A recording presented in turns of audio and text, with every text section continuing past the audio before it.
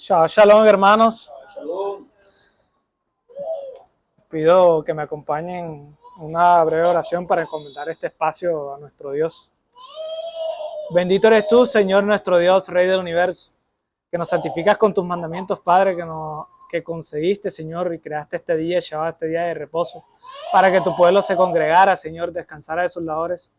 Gracias, Padre, porque tú permites que tu pueblo, Señor, se reúna, Señor, a fin de escuchar tu palabra, Señor, que habla de las maravillas de tu ley, Señor, y el gran amor que nos has tenido en Yeshua HaMashiach, para que todo aquel que en él crea no se pierda, mas tenga vida eterna. Gracias, Padre, porque ciertamente no nos dejaste abandonados, sino más bien con brazos extendidos nos llamaste a salvación. Ahora te pedimos, Padre, que bendigas tú este espacio, Señor, que seas tú enseñando a través de tu Santo Espíritu.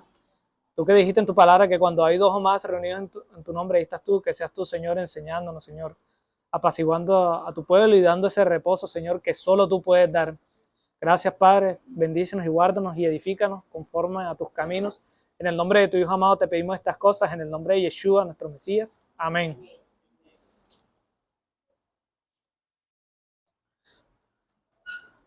Bueno, hermanos, la parashá de hoy se ubica en el libro de Vayikra o Levítico, en el capítulo 12. Y tiene por nombre Tatzriah, que básicamente significa cuando se conciba luz, o en palabras para nosotros, cuando la mujer da nacimiento un hijo. Y da, en resumen,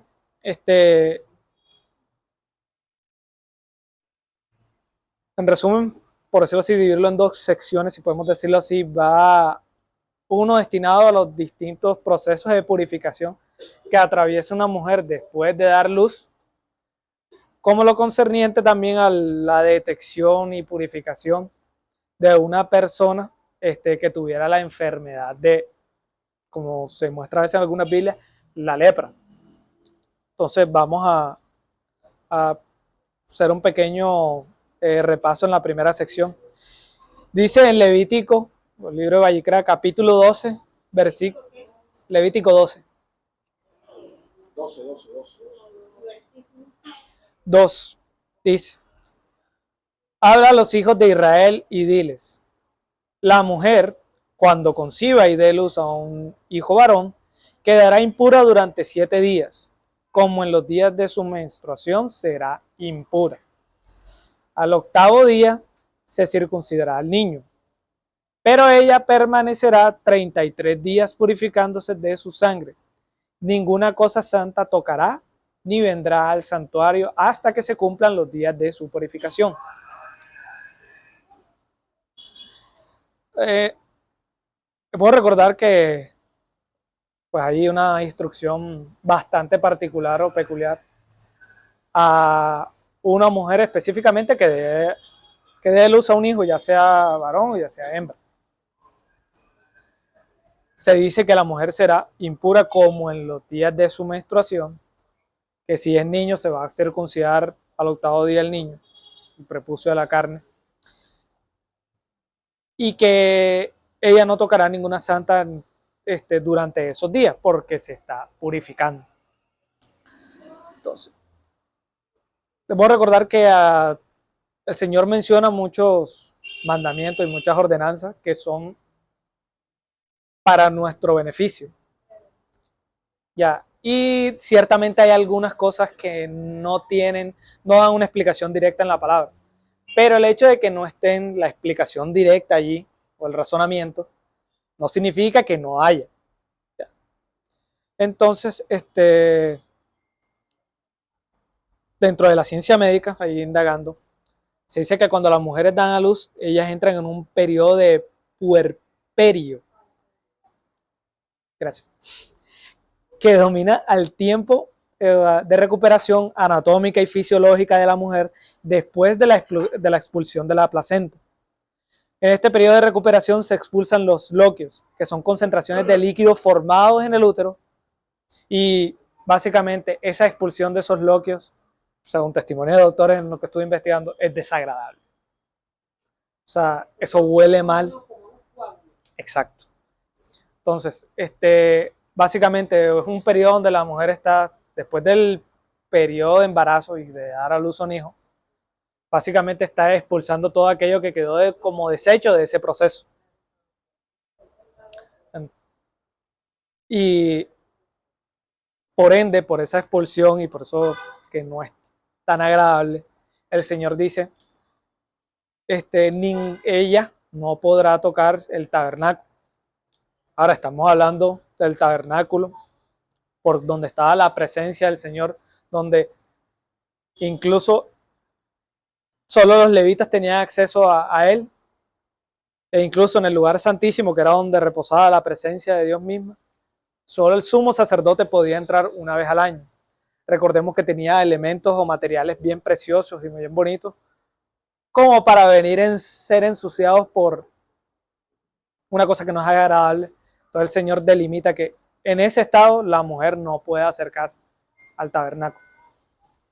No estamos hablando de una iglesia hecha a mano de hombres y designada por hombres, sino del tabernáculo específicamente. Es decir, o sea, no estamos diciendo que ahora las mujeres no pueden estar congregándose porque tuvieron un hijo. Pues sí sería bueno, porque ese tiempo que está allí no solo es para la madre, sino también para el bebé.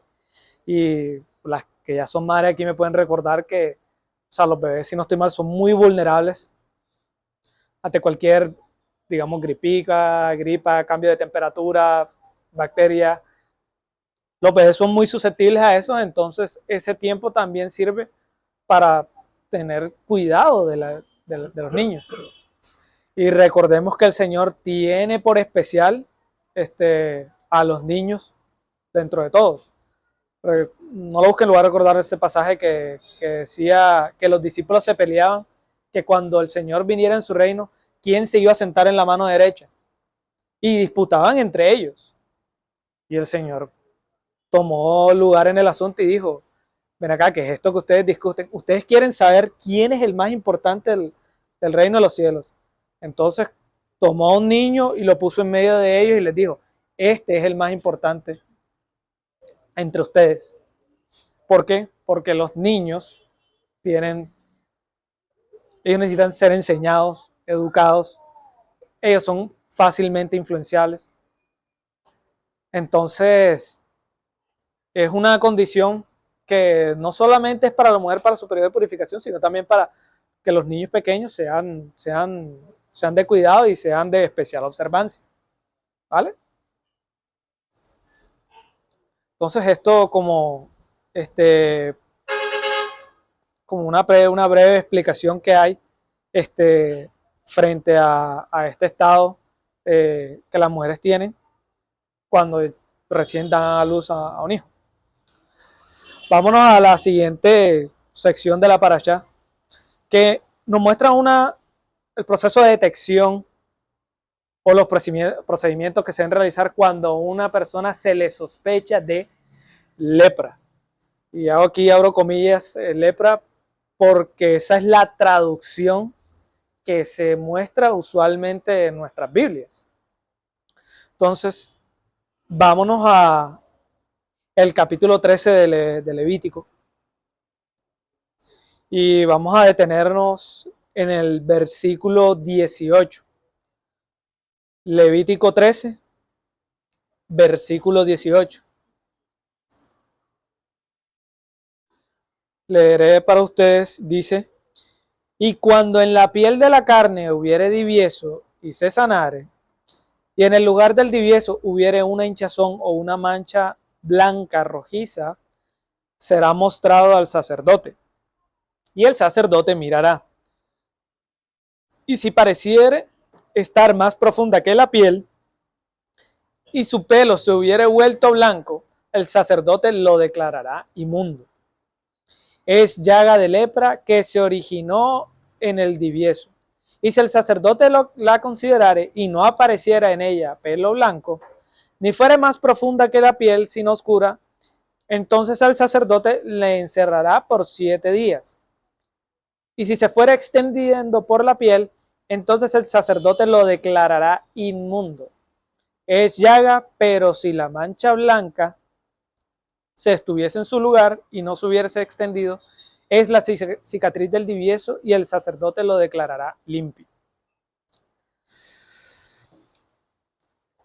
Entonces, están hablando de unas llagas que se originan, que algunas son más rojas, más profundas, que se vuelve blanca, que si a veces la llaga se extiende, o sea, diversas manchas se van extendiendo por la piel.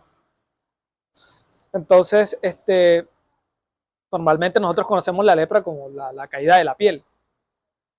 Sin embargo, viendo las traducciones o el idioma original, que es el hebreo, o sea, las traducciones asocian básicamente esta palabra lepra como enfermedad maligna de la piel. Es decir, algo que en ese tiempo, que no necesariamente era lepra, pero sí que era contagioso. Entonces, al ser contagioso y al esparcirse, porque ciertamente algo que se va esparciendo por el cuerpo es de notar y de tener cuidado de que, o sea, esta persona no está mal y tiene algo.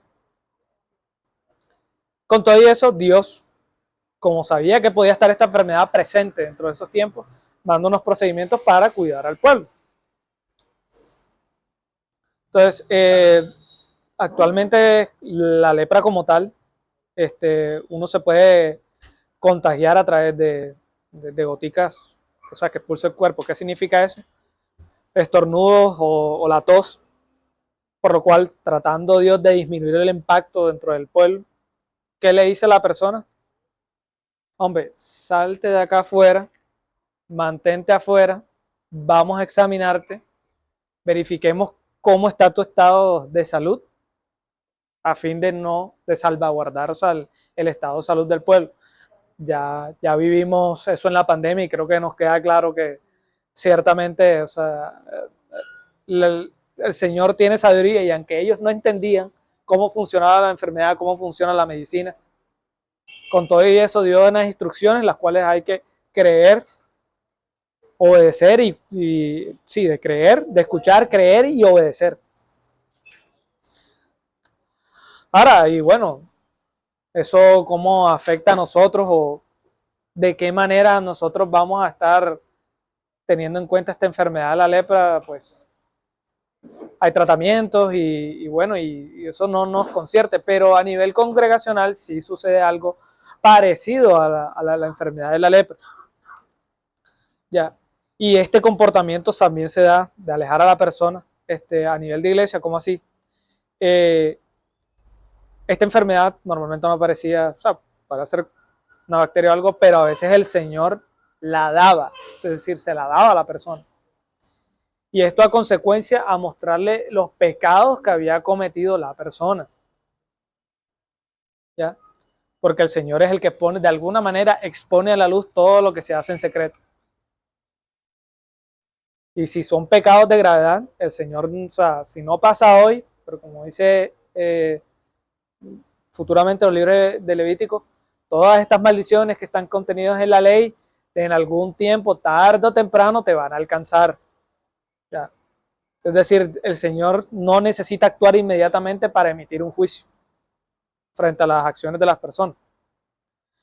Y bueno, un ejemplo de esto, no lo vamos a buscar, pero sí a recordar, está el que hubo Miriam, o María, la hermana de Aarón y de Moisés, que habló en contra de Moisés y del cargo que estaba desempeñando en el pueblo, cargo que había sido dado por Dios, y Dios los regaña a los dos diciéndole, ustedes por qué están hablando en contra de mi siervo Moisés, si él es el que yo he designado para que profetice o hable al pueblo.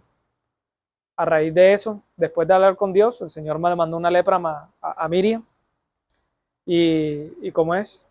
Y no solo la dio, sino que también le dio la sanidad. Pero el punto es que esta enfermedad, de alguna manera, Dios la está asimilando como el pecado. ¿Vale? Y nuevamente, esto a nivel de alguna vez, de alejar a la persona, de mantenerla aparte, esto también sucede a nivel congregacional, a nivel de iglesia. ¿Cómo así? Vámonos La primera carta a los Corintios, en el capítulo 5.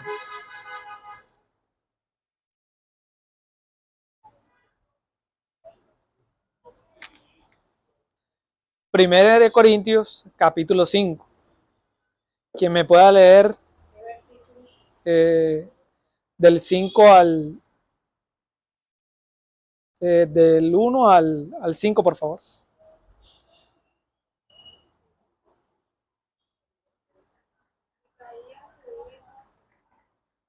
No, el tal se ha entregado a Satanás para la destrucción de la carne.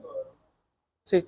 Es del 1 al 5. Sí, de cierto se oye que hay entre vosotros fornicación, y tal fornicación cual ni aún se nombra entre los gentiles. 5:1. Tanto que alguno tiene la mujer de su padre, y vosotros estáis envanecidos. ¿No debierais más bien haberos lamentado para que fuese quitado de en medio de vosotros el que cometió tal acción? Ciertamente yo, como ausente en cuerpo, pero presente en espíritu, ya como presente he juzgado al que tal cosa ha hecho.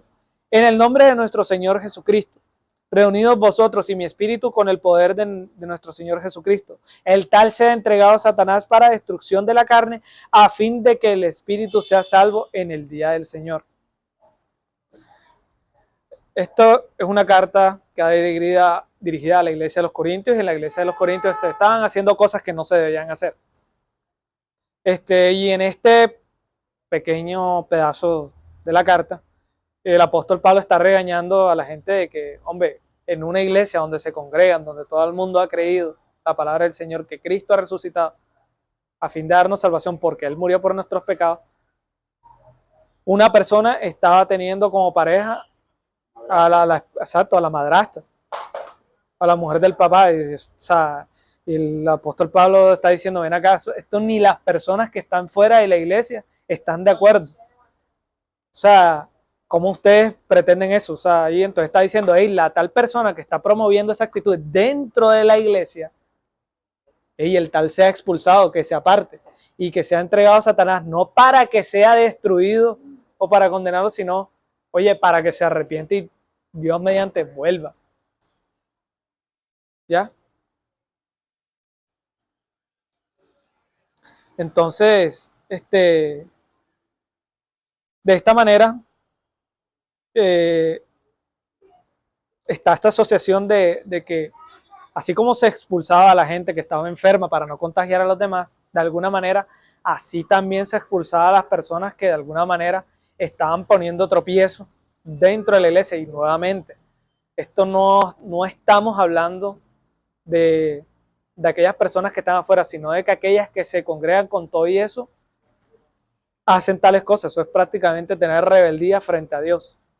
Porque a pesar de tú escuchar tu palabra, tú sigues cometiendo el pecado una y otra vez, y no hay convencimiento de justicia, no hay convencimiento de pecado. ¿Y qué pasa con eso? Tú puedes estar infectando a otras personas o haciéndoles tropiezo, porque aquel que ve esto dice, no, es que yo puedo seguir pecando y servir a Dios, cosa que no tiene, o sea, eso es diametralmente opuesto. ¿Vale? Y nuevamente, la intención del apóstol Pablo al sacar a esa persona es para que la gente no vea eso y para que tales actitudes sean reprendidas. Pero no para que la otra persona se le diga, no, esa persona se merece, nos merecemos el juicio de Dios y la muerte segunda, pero Dios quiere evitar eso. Entonces, tal sea expulsado, ¿para qué? Para que en el día del Señor, hombre, ese espíritu sea salvo. Entonces, nuevamente, estas actitudes, separar a alguien del grupo de la iglesia, no tienen que verse como algo, como si en su esencia malo, sino que es una cuestión que está poniendo Dios para arrepentimiento y para que se restauren las cosas. Y un ejemplo de esto está en la carta posterior esta a los Corintios. Vamos a 2 de Corintios, capítulo 7, versículo 9.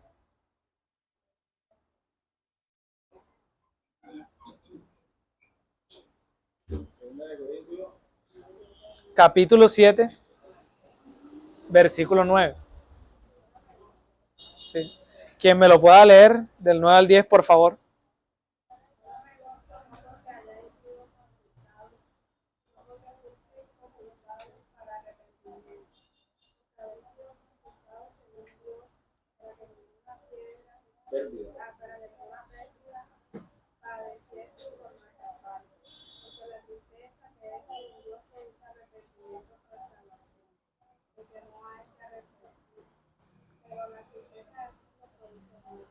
Listo. Entonces, estamos hablando que esta expulsión de esta persona nuevamente no está para condenarla, sino más bien para que se restaure y se vuelva a integrar, en este caso específico, a la congregación. Y el apóstol Pablo está diciendo, hombre, puede que esto, o sea, puede que los regaños, puede que las exhortaciones, puede que estas expulsiones duelan, pero la intención no es que, o sea, si los entristece, más bien, o sea, ténganlo por bueno, porque toda esta tristeza lo que produce es arrepentimiento y que la persona se vuelva al Señor. En cambio, las tristezas que produce el mundo y que produce el pecado como tal, son muchísimo peor. Y lo que quiere Dios es que no nos quedemos con eso, sino que más bien, hombre, si ahora eres contristado o estás triste porque dejaste X, Y, Z cosa, ten por seguro que todo esto es para bien porque viene de parte de Dios. Ya. Para retomar el caso de Miriam, de María, el Señor se la expulsó y dice, creo que en la Guemará, en los estudios rabínicos, que el pueblo a raíz de eso, o sea, ellos estaban andando por el desierto y a María le dio lepra, entonces la sacaron. A raíz de eso, el pueblo no siguió avanzando. El pueblo se quedó quieto allí y esperó a que María se le quitara la lepra. Y ya después, una vez al habérsele quitado, era reintegrada al pueblo y todos seguían avanzando en sus caminos. Entonces, nuevamente, es un proceso que de pronto duele o de pronto no estamos de acuerdo a las expulsiones o las exhortaciones que hace el Señor, pero todo lo que proviene de Dios es bueno. Y si es tristeza, pues téngalo por seguro que va a ser bueno porque va a tener sus frutos después. Entonces, retomándola para allá, vamos a retomar otra vez el capítulo 13 de Levítico.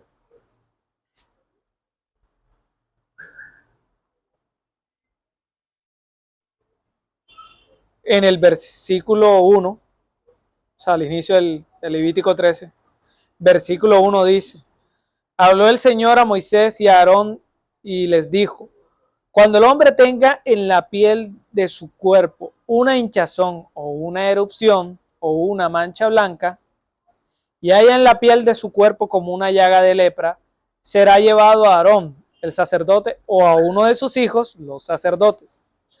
El sacerdote mirará la llaga en la piel del cuerpo. Si el vello en la llaga se ha vuelto blanco y se ve la llaga más profunda que la piel de la carne, llaga de lepra es, el sacerdote lo reconocerá y lo declarará impuro. Nuevamente, en todos estos estados de impureza, de inmundicia, por decirlo así, no te podías acercar al tabernáculo porque estaba la presencia del Señor. Hay que esperar a limpiarte o incluso en estos casos, como a veces se da esa enfermedad porque la persona de pronto no aceptaba su pecado, no veía eso. Hasta que la persona se arrepintiera y se le quitara eso, pues no era reintegrada, no puede entrar en el tabernáculo por bienestar de él y de los demás. Pero notemos algo en particular. En todos estos análisis, el sacerdote es el que declara inmundo a la persona. Es decir, la persona puede que tenga conocimiento o no de que, yo tengo una enfermedad. Pero quien designa que si verdaderamente lo tiene o no es el sacerdote o los hijos de él.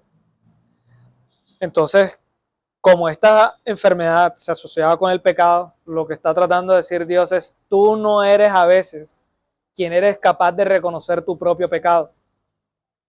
El Señor es quien te lo hace saber. El juez de jueces es el que establece, oye, tú eres pecador, arrepiéntete. ¿Ya? Y entonces esta enfermedad a veces se utilizaba para reconocer la incredulidad de las personas. Entonces, vamos a analizar un ejemplo, un poco extenso. Vamos a Segunda de Reyes, capítulo 5.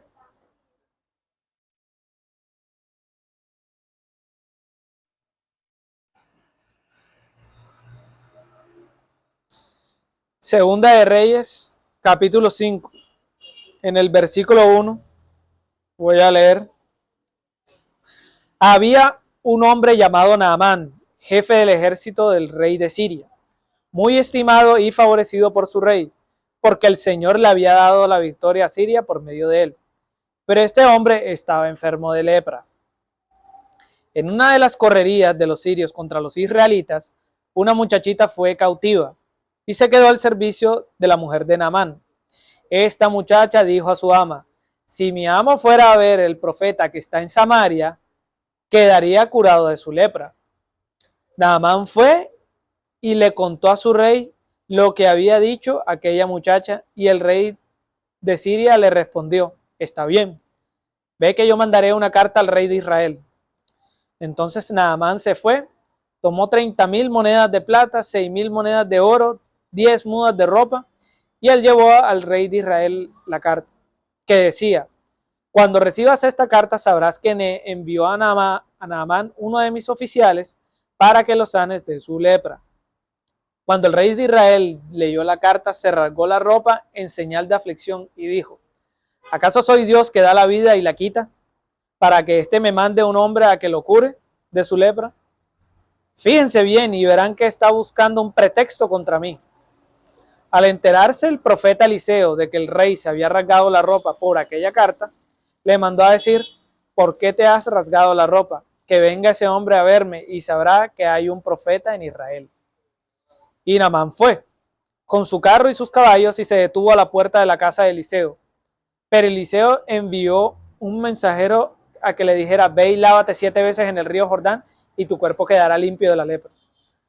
Naamán se enfureció y se fue diciendo, yo pensé que iba a salir a recibirme y que de pie iba a invocar al Señor su Dios y que luego iba a mover su mano sobre la parte enferma y que así me quitaría la lepra.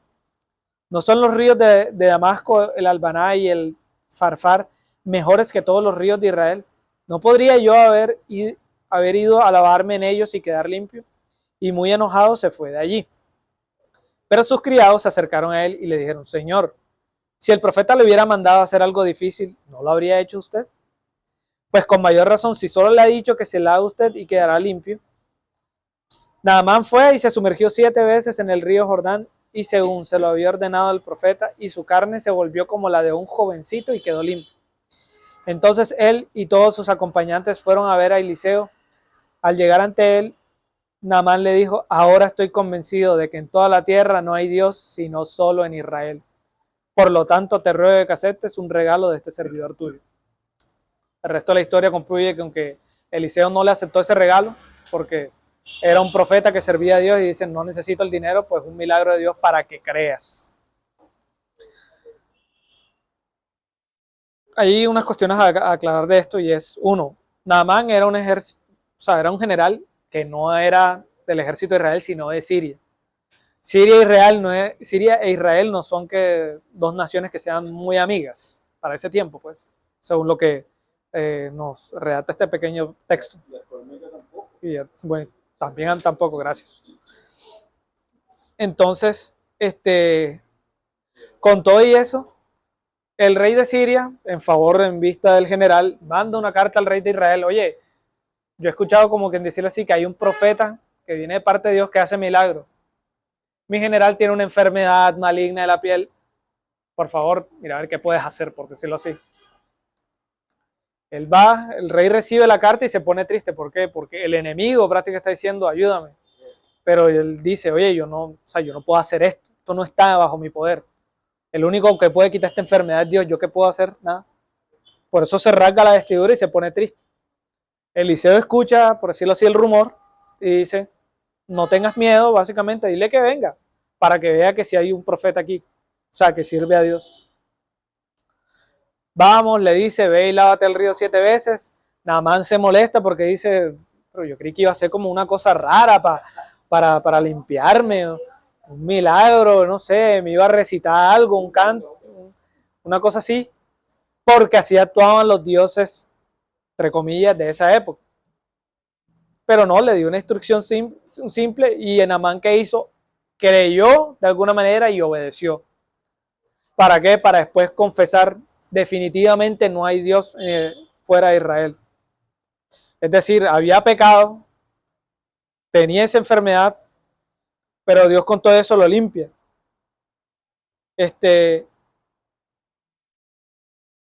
Y al ver el actuar de Dios en su vida, confiesa, no, el Dios de Israel es el único que hay. Y tanto así que este ejemplo se volvió de envidia para la época del Mesías, de Yeshua, porque había un ejemplo que le decía, les aseguro a todos ustedes que irán, médico, cúrate a ti mismo. Pero en la época de los leprosos, el único que sanó Dios fue a Naamán el sirio, y ese no era de Israel. Es decir, ustedes que son de Israel y no creen en mí, a veces los de afuera tienen más fe que ustedes, y esto le da envidia o rabia a los fariseos de esa época. Exactamente. Entonces, nuevamente el designo de esta enfermedad, pero alguna vez que se ha quitado, para estos ejemplos, es señal y obra del Señor. Y bueno, y algunos dirán, pero bueno, o sea, nosotros no tenemos lepra, esto no tiene nada que ver con nosotros. Yo no voy a ir a ponerme en un río porque a bañarme 7 veces, porque precisamente yo no tengo ninguna enfermedad, yo no sufro de eso. ¿Ya? Pero en ese puesto, déjenme decirles, hermanos, que en ese puesto de inmundicia de alguna manera estamos todos metidos, que es el pecado que habita en nosotros. Y si no recordemos, vamos a Isaías capítulo 64.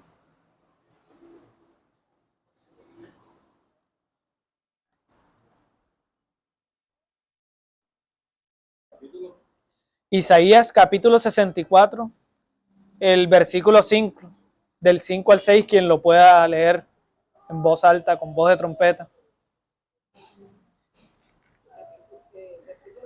5, en voz alta. Saliste al encuentro del que con alegría hacía justicia, de los que se acordaban de ti injustamente.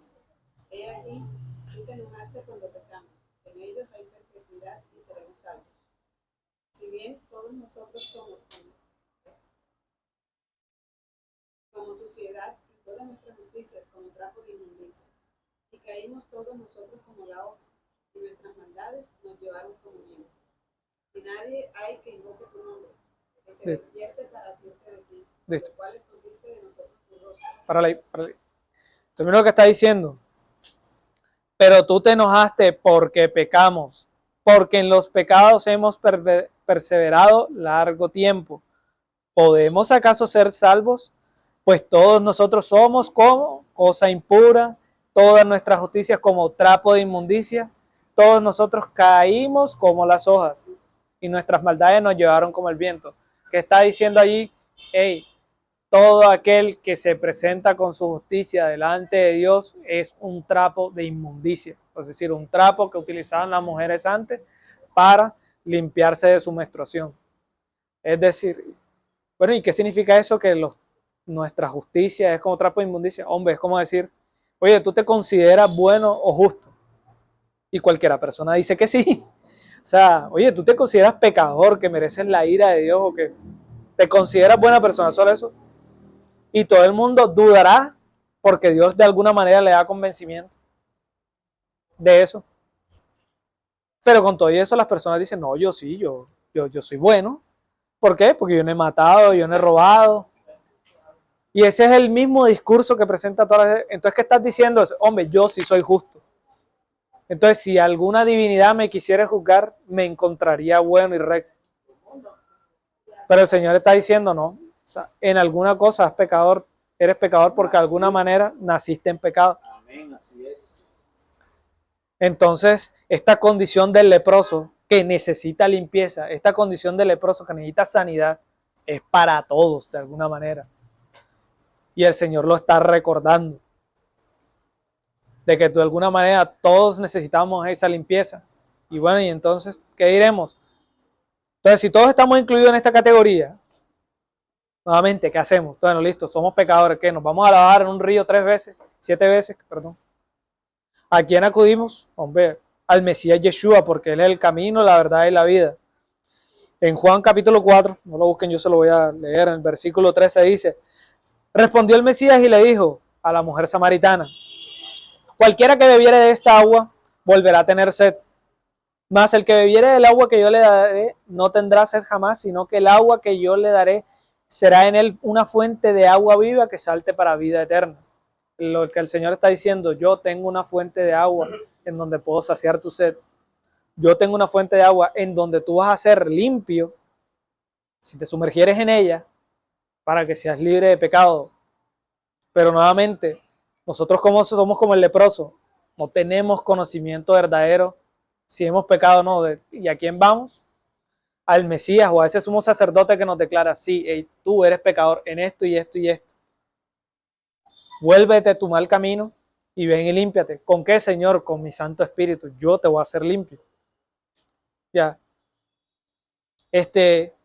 Y como ejemplo de esto, o sea, también como ejemplo de esto, de esta situación de que el Señor sí cura el pecado y esta enfermedad también, vamos a Lucas capítulo 5.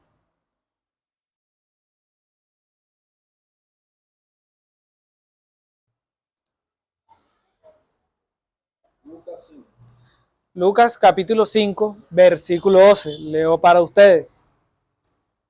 Lucas capítulo 5, versículo 12.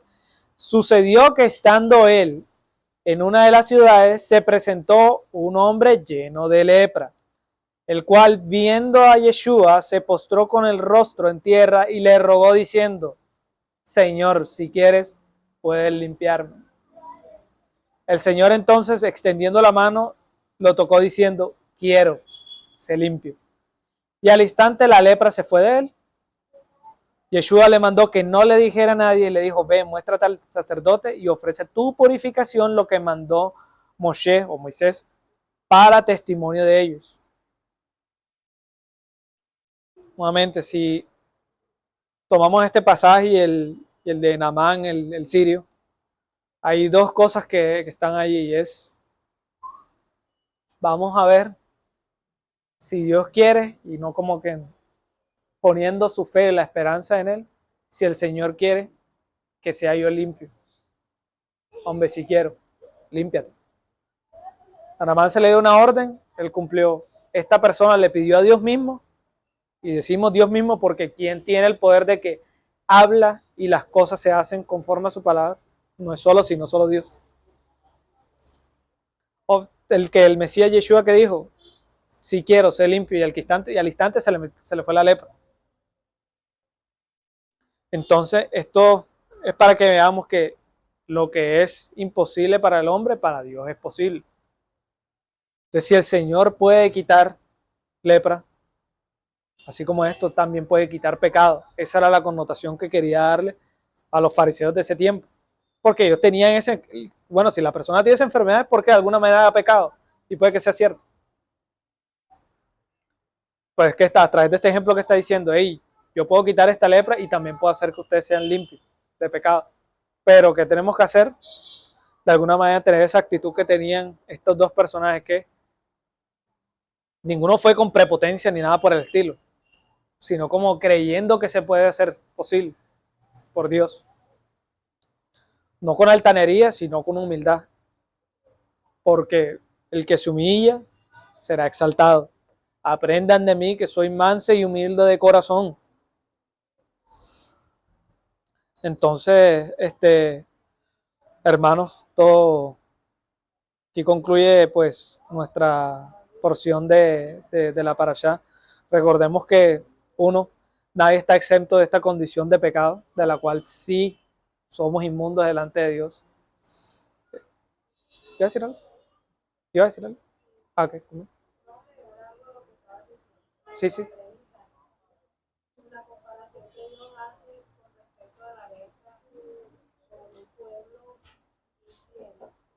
También. O sea, no compara a un pueblo fiel con una persona que padece enfermedad maligna.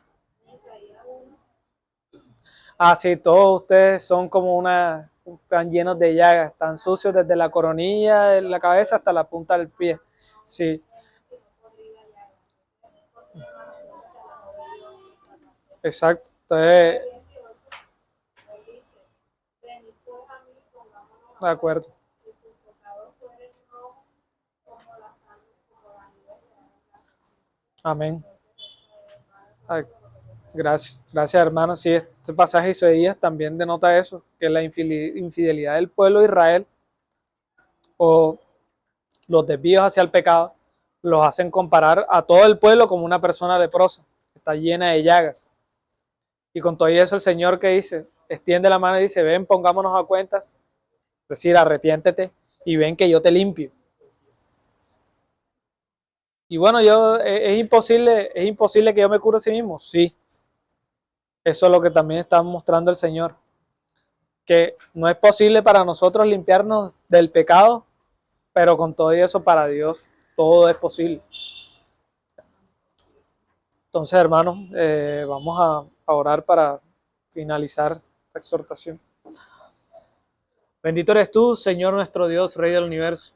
Nos santificas con tus mandamientos, Señor, que nos has ordenado guardar tu Shabbat, tu día de reposo. Gracias, Padre, por tú congregas a tu pueblo, Señor, para darle sanidad, Señor, esperanza, de que para aquel que todo cree, Señor, en el Mesías, no se pierda, mas tenga vida eterna. Gracias, Padre, porque a pesar de nuestros pecados tú vienes y nos llamas a ser limpios, Señor. Y limpios no por nuestra justicia, sino por el gran amor que nos has tenido en el Mesías, en Yeshua. Gracias, Padre. Ahora te pedimos, Padre, que esta palabra, Señor, no se la lleve el viento, sino más bien entren a nuestra mente y nuestro corazón y sigan produciendo frutos dignos de arrepentimiento, Señor, a fin de seguir sirviéndote, Señor, de seguir adorándote, Señor, en espíritu y en verdad, y para seguir proclamando, Señor, el Evangelio y la buena nueva, para que todos te conozcan, Padre, para que todos vean, Señor, de que en el mundo hay perdición, pero con todo y eso tú quieres sacarnos de allí a fin de darnos salvación, Padre, en tu reino venidero. Gracias, Padre, te pedimos fortalecimiento, porque sabemos que los días son malos, pero con todo y eso, Señor, tú te presentas a nosotros como aquel Salvador, como aquella roca, como aquella fortaleza en la cual confiadamente podemos confiar, Padre. Gracias te damos. Te pedimos que nos bendigas y nos guardes. En el nombre de tu Hijo amado te pedimos estas cosas. En el nombre de Yeshua, nuestro Mesías. Amén.